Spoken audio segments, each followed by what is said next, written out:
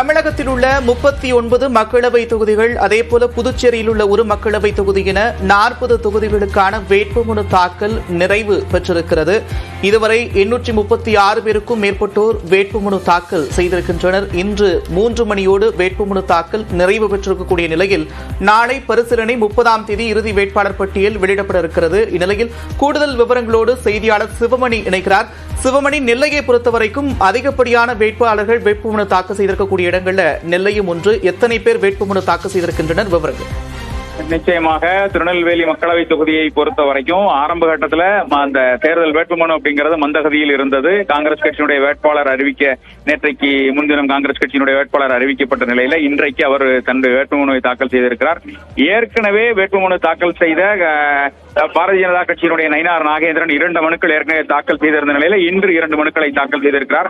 அரசியல் கட்சிகள் மற்றும் அரசியல் கட்சியை சேர்ந்த, அதாவது நாம் தமிழர் கட்சியை சேர்ந்த சத்யா 4 மனுக்கள் தாக்கல் செய்திருக்கிறார். இன்று மட்டும் 25 மனுக்கள் தாக்கல் செய்யப்பட்டிருக்கிறது.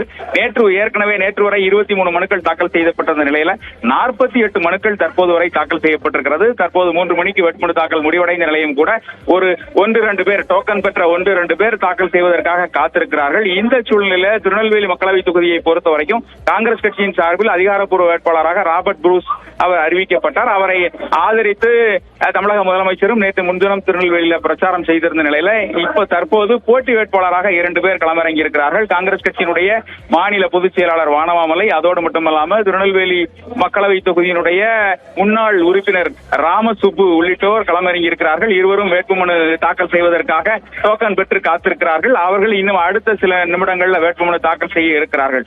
இந்த சூழல்ல காங்கிரஸ் கட்சியினுடைய போட்டி வேட்பாளர்கள் களத்தில் இறங்கி இருக்கிறதுனால ஒரு பதட்டமான, ஒரு பரபரப்பான சூழல் தற்போது ஏற்பட்டிருக்கிறது. அவர்கள் தற்போது தங்களை வேட்புமனு தாக்கல் செய்ய உள்ள அனுமதிக்க வேண்டும் என காவல்துறையினர் வாக்குவாதம் செய்யும் நிகழ்வும் நடைபெற்று வருகிறது. முன்னதாக திராவிட முன்னேற்ற கழக கூட்டணியில் இருக்கக்கூடிய காங்கிரஸ் கட்சியை சார்ந்த வேட்பாளர் வேட்புமனு தாக்கல் செய்ய வரும்போது அவர்களுடன் கூடுதல் ஆட்களை உள்ளே அனுப்பியதாக அதாவது பாரதிய ஜனதா கட்சி, நாம் தமிழர் கட்சியை சார்ந்தவர்களும் அவர்கள் சாலையில அவர்கள் தொடர்ந்து போராட்டத்தில் ஈடுபட்டாங்க. ஒரு பரபரப்பான சூழல் மாவட்ட ஆட்சியர் அலுவலகத்து வளாகத்தில் ஏற்பட்டது.